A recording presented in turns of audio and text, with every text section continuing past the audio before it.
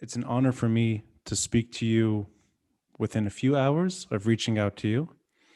I'm privileged because I really just stumbled upon a video that's been circulating online, a video that you articulate a severe problem that's happening now in Lebanon. And within a few minutes, we arranged a recording together. And this to me I feel lucky that I'm able to gauge your mind, even in a short, limited period of time.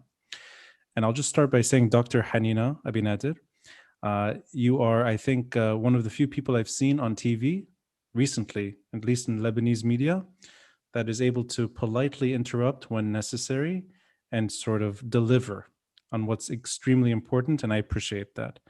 And I'm particularly referring to, I think it was just last night, it was a conversation on OTV where you were able to say, listen, give me names, be specific, and let me know which doctors are saying that the vaccines are not right, that there's problems with them, and we can keep the conversation going. Otherwise, there's no point in this conversation. And that's why I reached out to you. I think it was a very articulate moment, and I think there's a lot of misinformation spreading, in particular in Lebanon, where I see it myself that I'm trying to persuade relatives and sometimes immediate family to not be afraid of these vaccines. And it almost seems like this is taking a life on its own, that people are paranoid. So I want to start there. Why do you think that there's such a big misinformation or whatever it is, almost like that there's fake news surrounding this topic of vaccines? Why do you think it's in a way even on the table to begin with? And is there anything that can be done beyond what you're doing, which is sort of standing up and saying, stop this madness, that the public can do to at least rely on reliable information and not sort of Instagram posts and WhatsApp and Facebook, where I think a lot of this is originating? So if we can start there, just the dance of why this is so toxic at the moment, and why is this even being discussed, especially on TV, where it's almost like the news should be information, not misinformation. So let's begin there.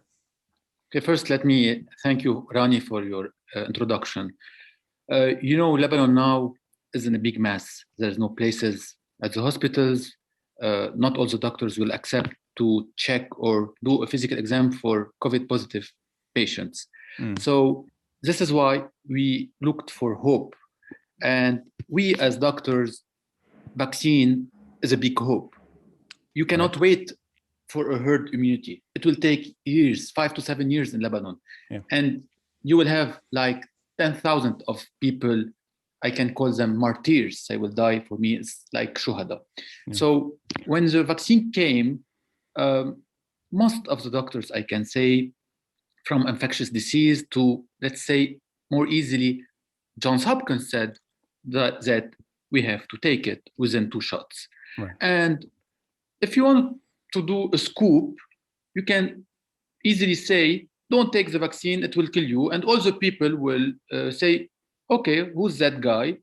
And he will have like a kind of scoop. But this is not a game. Corona death is 2 to 3%. And in Lebanon, lately, with the chaos of the hospitals, it reached 5%.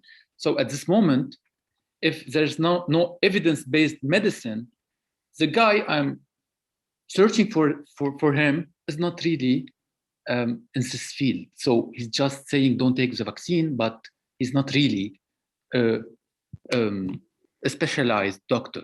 Right. So this is why I was in a bit anger, because I'm seeing around me what's happening. I would say it was better than, I think anger, you can maybe we could talk about that, but it wasn't anger. For me, it was actually discipline. It's saying, this is incorrect. Stop the madness. And I think I haven't seen that delivery done that much, at least in Lebanese circles on media, in particular, traditional media, that it does. I mean, there's an endless debate of, no, I heard voices, I heard names, I heard this and that. And you were able to say, name these doctors. And I like that you pointed that out, and then the conversation really stopped.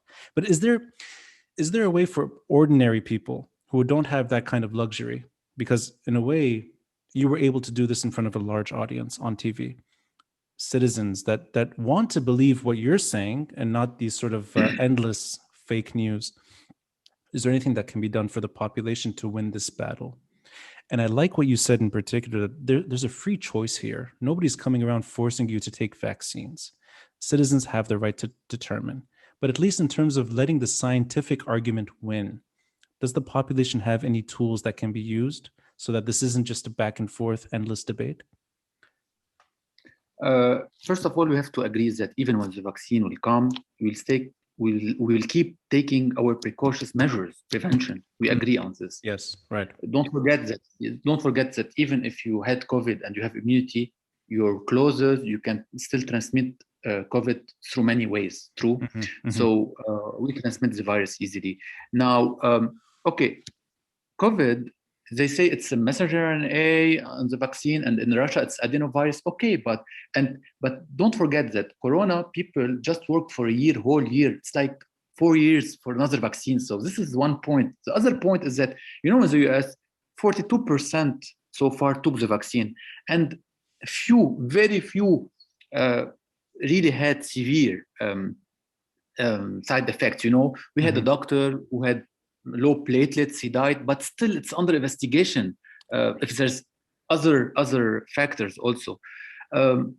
As I said before, you know, when you have chaos, no places in the hospitals, people will die more. They will die home, and then, you know, now what happened in Lebanon, that last week we were between the 21 first countries in the world deaths to population. So this Lebanon is like between the first 21 country. This is a big number. So I guess because Christmas, you know, families were gathered, and after this New Year, you know, so the spread was like in a devilish way, sadly.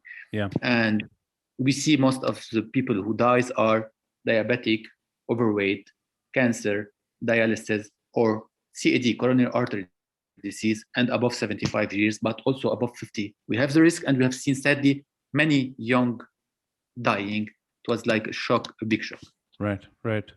So it's almost like there's a reckless policy in place anyway, that Lebanon was in the perfect storm.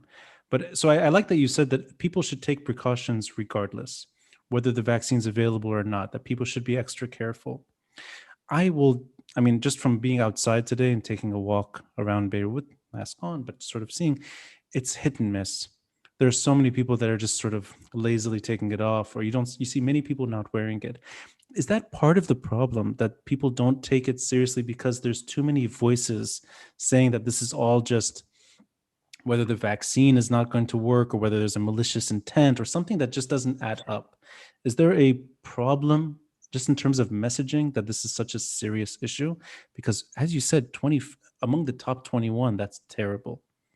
And the rates have gone down. If I'm not mistaken, today it's 2,000 or around 2,000, but still that is extremely high. So what is the issue there? Why are people still not really taking those precautions that are necessary?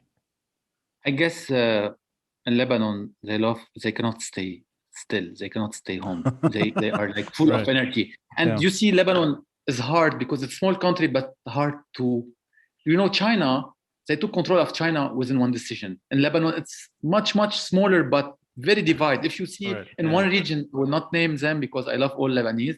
If you see one region stick to the lockdown, you will see another region, they will ruin everything. You will see another region, due to politics or religion or poverty, they will not stick to the lockdown. So it's hard to keep the virus, you know. So it's hard to keep the virus controlled. This is very important. And also the education. So some people still do not believe in Corona. I think that's a serious problem. I think that is that's a real factor. Sorry, I interrupted you.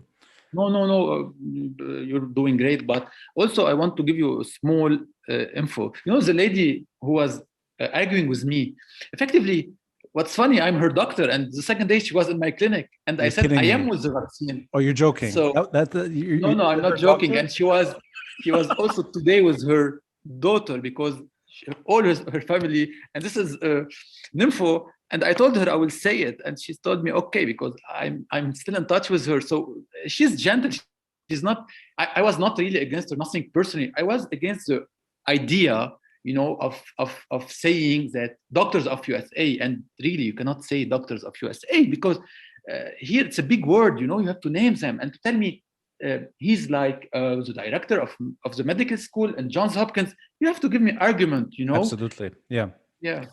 No, but it shows you how So small Lebanon is, Kaman. This is your, I mean, come on, this is great.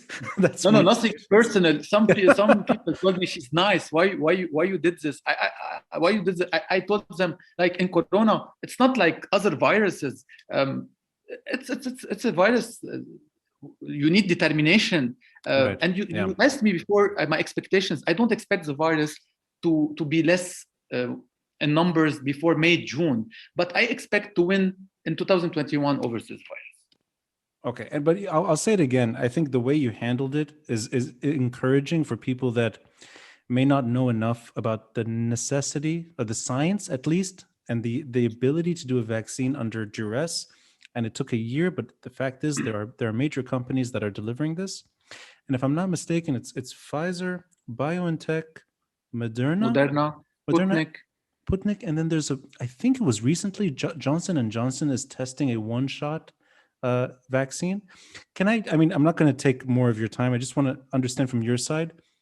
Is there any missing? AstraZeneca and a lot. Yes. No, but So the these different. difference, Yeah, yeah. Can you yeah, just like a general? Yeah, please. you know, I will be honest. You know me. A part is political, like when Dubai will take the Chinese one or Iran will take the Chinese one. This is kind of like agreements between countries. Right. Yeah. It's not our concern. Our concern is to do the protection. Mm-hmm. Now it seems Pfizer is like 95%. The Chinese one numbers were 80%. We heard about it, but it's about also the price. We have to take in consideration the price, lower prices, or also the way you do it. Like Pfizer needs refrigerators 70 degrees, minus 70 degrees. So, one vaccine might be taken before the others for some businesses reasons, political reasons, but we do not care. What we care is to have this vaccine, whatever vaccine is available to take. Saraha is if I don't have any vaccine and I only have the Chinese, I would go for the Chinese. You know what I mean?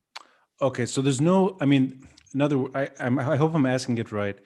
There's no advantage to taking one over the other. It's just delivery rather than actual. I mean, and I know those percentages are quite high. It's 95%, and then I maybe can say I can say Pfizer is better than the Chinese, even though the Chinese is less expensive or easier to give, for okay. example, temperature. But if I have no vaccine to take and I have the choice between only the Chinese, I would take the Chinese. Also, China is a big country like Russia. They are advanced. Okay, now they have to say we are sorry for the world because they spread corona, but maybe it's not on purpose, of course, and they fought it well, but also it was spread from there. It's sad, and they won. China won over corona.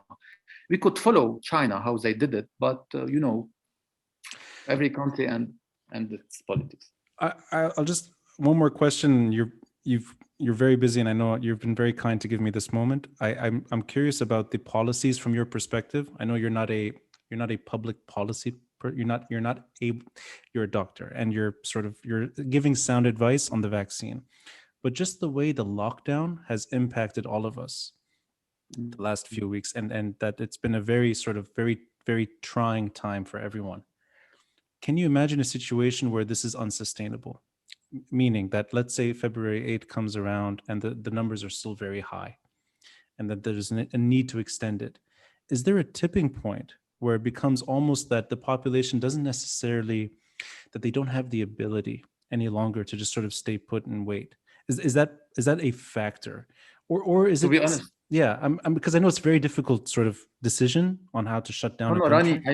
Rani, I can assure you, I would not name the places in Lebanon. You know them, but I was in yesterday going to hospital. I didn't feel the lockdown. I Right. didn't feel the lockdown. Yeah. I saw a lot of places opening, cheating, people saying we need money. So Lebanese, they do like bidzeko, we can say. It's good and bad at the same time. But I guess that if you see now the financial state of our country with the dollar, for me, it is increasing Corona. It's not helping. Oh, I see. So that's interesting. So the economic situation has made the coronavirus policies Reflecting even on the Corona. right, Yes, right. the spread is more. Yes. Hmm. But And when you do the hard work, you close a place and you don't close the other. Not closing the other is easier to ruin everything. You know what I mean? right, right. So lately, with the manifestations we are seeing, Yes. beside if we are with or against, for Corona, it's bad. Right, right. And I mean, if you were in a position to advise on sort of extending or stopping this lockdown, is it safe to say that it would be smarter to extend it even if the economic calamity is there? That this is a health decision that trumps money, or do you see it as more nuanced? That there's a way sort of to manage this? The lockdown will stay, and you will Mm, see 1,000 cases minimum per day, sadly. yeah, But yeah, people will open in a way not really obvious. People will do in a right, way to eat. Other countries, some countries gave the people money or food. In Lebanon, we don't have this, and this will affect negatively on the lockdown. right. Dr. Hanina, this was a very rewarding conversation. It's the shortest episode I've done. I really appreciate your time and thank you for doing what you're doing on TV. And I look forward to seeing you again on TV. And it's always good to know just how small Lebanon is. I'll see one of your other clients are debating with you on TV. I'm like, oh yeah, he probably knows her as well. Small country. Don't worry, I spoke to her Yeah. today because No, family. but those relationships aside, it's a kind of nice background story. It is important to at least emphasize the science behind this and that the vaccines are safe. And you did that with clarity, and I really appreciate it. Thank you, Thank sir. you, Rani. Thank you very much.